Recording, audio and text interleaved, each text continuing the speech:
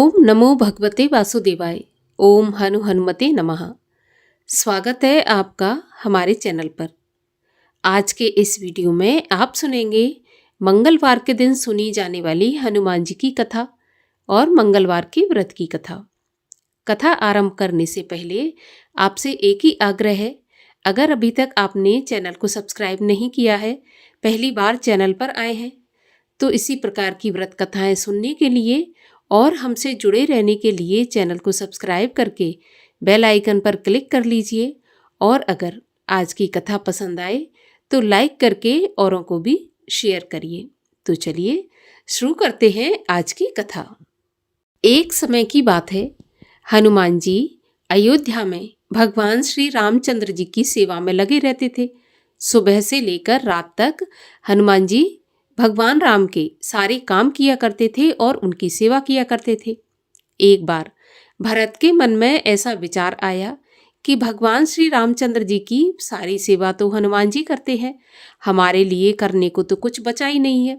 तो उन्होंने अपने भाइयों से और माता सीता से इस बारे में विचार विमर्श किया और चारों ने मिलकर एक सूची तैयार की, अर्थात एक काम की लिस्ट तैयार की, जिसमें चारों ने अपने अपने काम बांट लिए थे और उसी प्रकार से भगवान श्री रामचंद्र जी के काम करने लगे।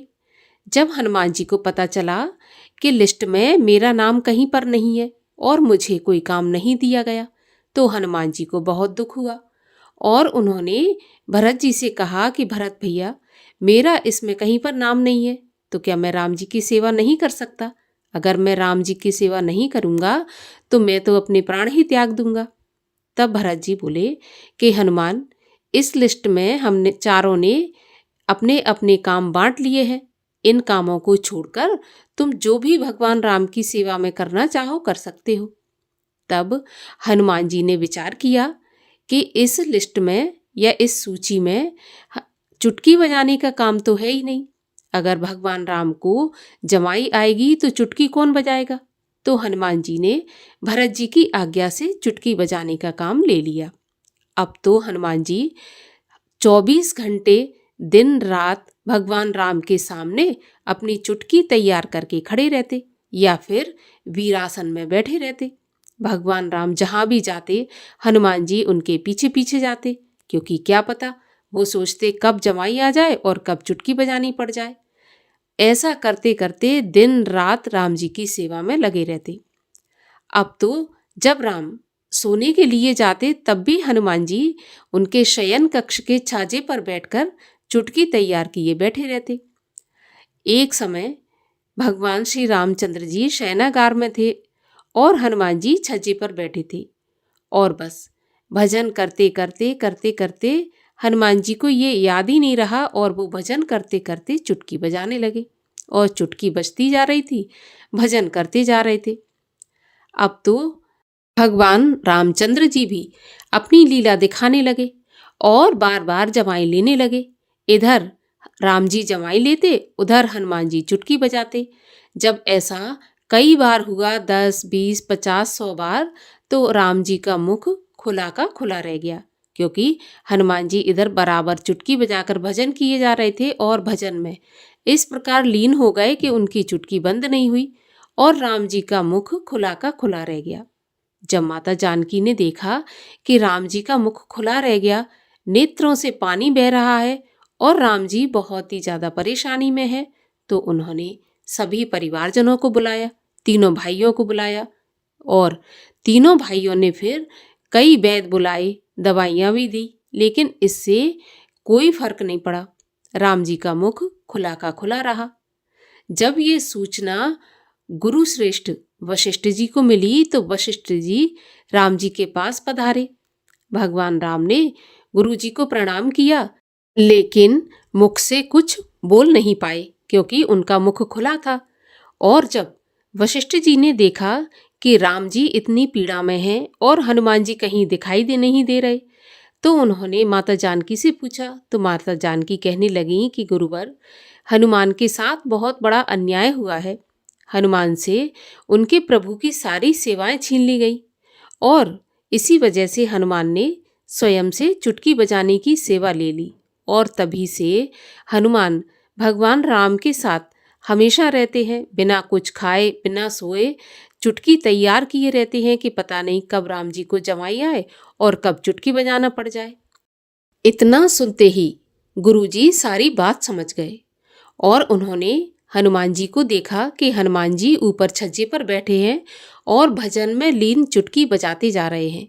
तब गुरु वशिष्ठ जी ने हनुमान जी को ध्यान से जगाया और जैसे ही हनुमान जी ध्यान से जागे और उनकी चुटकी बंद हो गई और राम जी का मुख अपने आप बंद हो गया। तब गुरु वशिष्ठ हनुमान जी को राम जी के पास लेकर आए और तीनों भाइयों को और माता जानकी को ये बात समझाई कि हनुमान जी से बड़ा राम जी का कोई भक्त है नहीं। और जब हनुमान जी ने भगवान राम की ऐसी हालत देखी तो हनुमान जी की आंखों से भी आंसू छलक पड़े। ये देखकर माता जानकी ने हनुमान जी से कहा कि हनुमान, हमसे बहुत बड़ी भूल हो गई जो हमने तुमसे राम जी की सेवा छीन ली।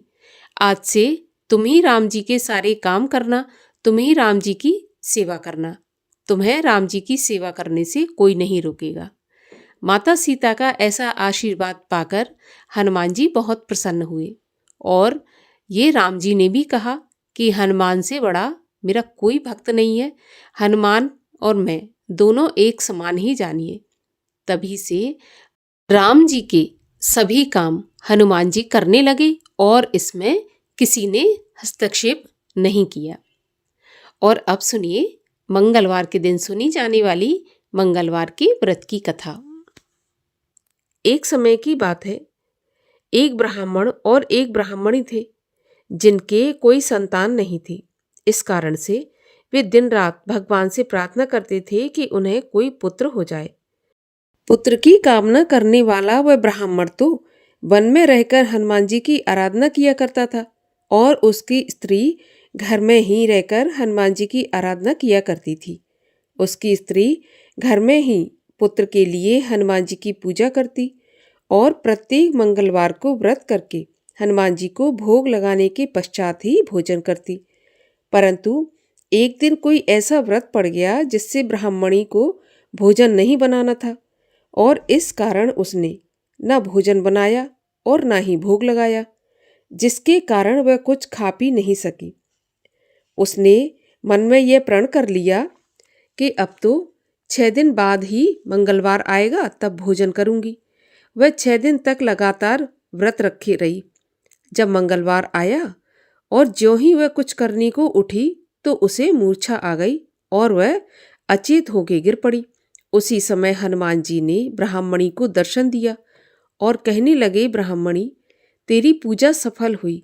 मैं तुझ पर प्रसन्न हूँ और तुझे ये सुंदर बालक देता हूँ जो हर समय तुम्हारी सेवा किया करेगा और जिसके कामों से तुझे सर्वदा यश मिलता रहेगा।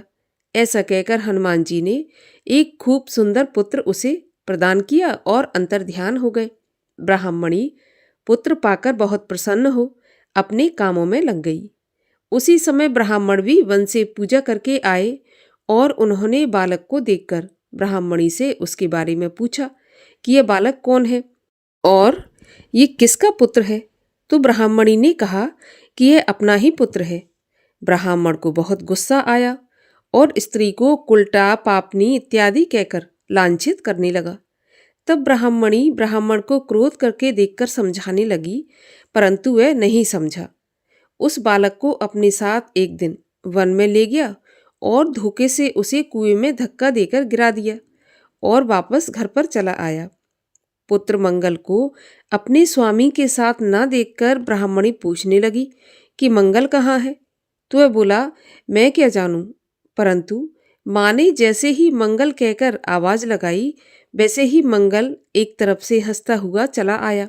इस प्रकार ब्राह्मण ने कई बार मंगल को मारना चाहा, परंतु वह बालक तो हनुमान जी का दिया हुआ था, अतः हमेशा ही वह अपने प्राण बचाता रहा और ब्राह्मणी के आवाज देने पर वह बालक तुरंत ही उपस्थित हो जाता, जिससे वह ब्राह्मण अत्यंत आश्चर्य में पड़ गया था।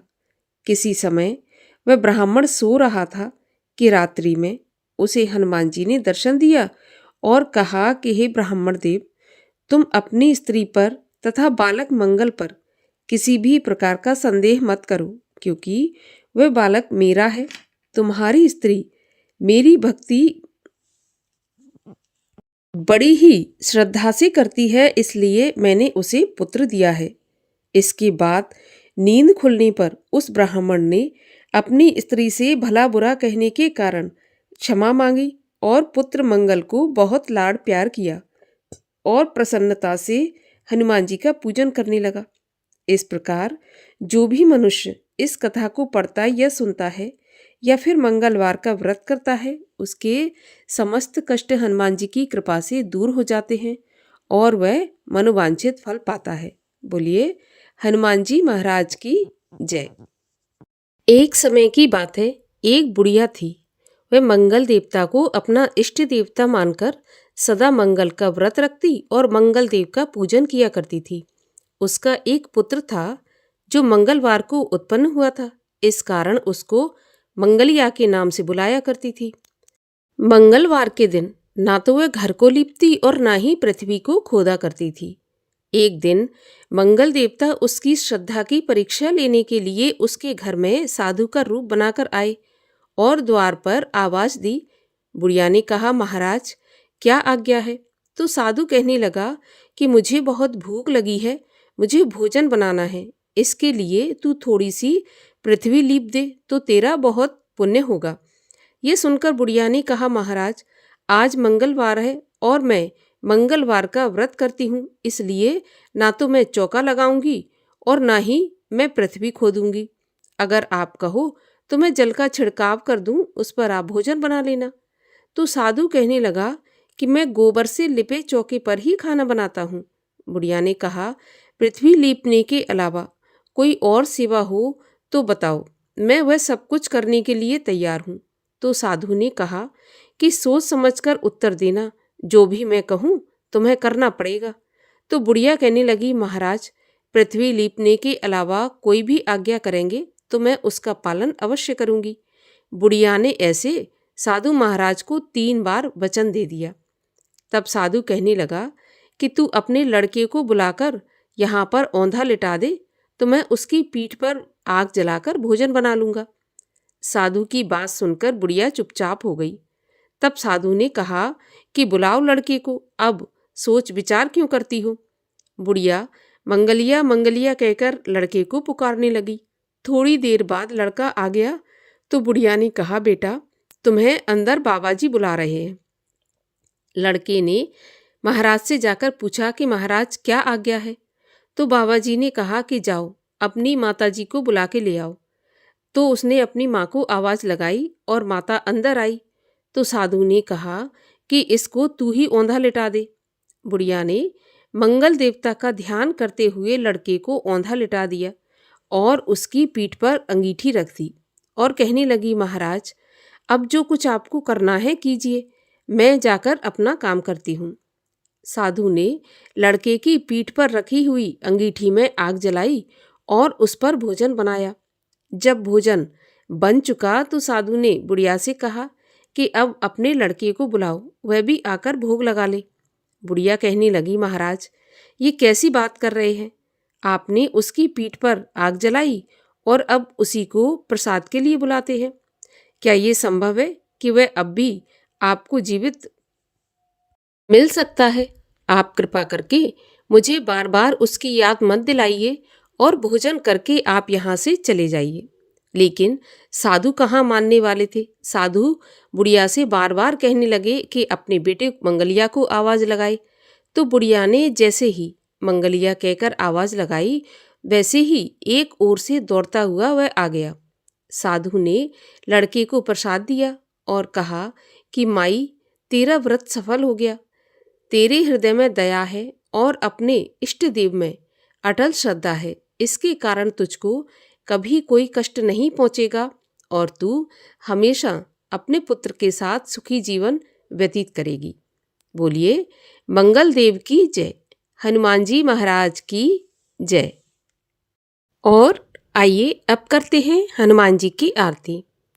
आरती कीजिए हनुमान लला की, तुष्ट दलन रघुनाथ कला की। जाके बल से गिरवर कांपे, रोग दोष जाके निकट न झाके। अंजनी पुत्र महाबलदाई, संतन के प्रभु सदा सहाई। देवीरा रघुनाथ पठाए, लंका जार सिया सुधिलाए। लंका सुकोट समुद्र सिखाई, जात पवन सुत बार न लाई। लंका जार असुर संघारे, सिया राम जी के काज सवारे। लक्ष्मण मूर्छित पड़े सकारे, लाए सजीवन प्राण उबारे। बैठे पताल तोर जमकारे, अहिरावण की भुजा उखारे।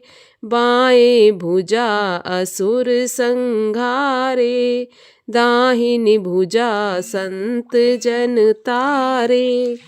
सुर नर मुनि आरती उतारे, जय जय जय हनुमान उचारे। कंचन थार कपूर लो छाई, आरती करत अंजना माई। जो हनुमान जी की आरती गावे, बस बैकुंठ परम पद पावे। आरती कीजय हनुमान लला की, दुष्ट दलन रघुनाथ कला की।